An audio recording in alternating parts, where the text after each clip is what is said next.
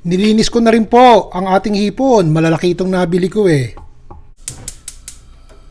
Painit po tayo ng 3 kutsara ng mantika. Naku, wala na pala akong mantika, makabili nga. Luya po. Maraming luya. Masarap dito sa ulam na gagawin natin. Maraming luya eh. Okay. Ano ba susunod?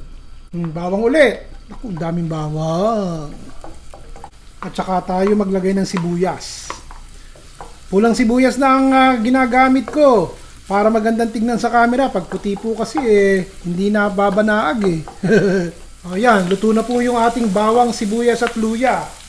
Ito pong halaan na ire, napakuluan na. May nabibili na po rito na luto na. So nakabuka na siya.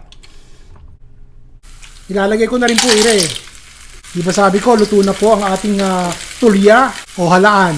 Halaan po ba tawag dito o tulya? Pareho po ba yun? 1 tasang tubig. Kung meron po kayong tanglad bukod sa luya, lagay nyo na rin. Konting paminta.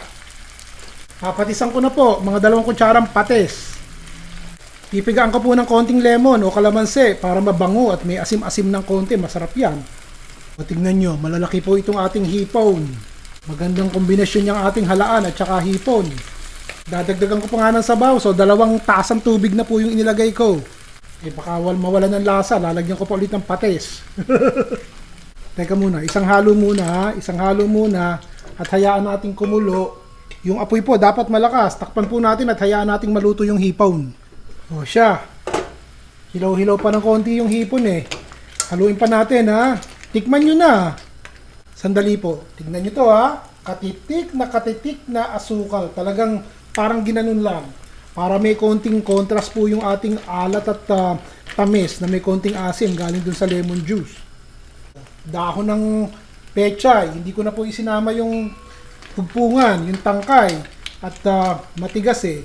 Sa ibang pagkakataon ko na lang po isasama yun pag nagluto tayo ng ibang ulam. Para lang may kulay na maganda.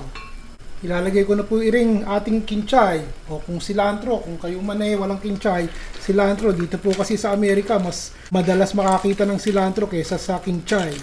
Unless pupunta kayo sa Pilipino na grocery store. Higanting sili, hiniwa ko na po, ayan. Malalaki kasi mga sili din eh. So yun, hiniwa ko lang, nilagyan ko ng kapraso. Matikman nga sandali. Ako po, mahibagin. Sarap eh. Simpleng-simple. Patay nyo ng apoy at ayaw nyong maluto ng matindi yung inyong hipon. Lalaki eh. Simpleng lutong bahay po ang ibinahagi ko sa inyo. Ang tawag ko dito, sinuwam na lamang dagat. Nilagyan-lagyan lang natin ng konting berde-berde na pechay, pero napakadali naman eh. Nilagyan ko po yun ng konting kalamansi o lemon juice para may kontra naman yung lasa. Magsayang na po kayo at ito na ulam.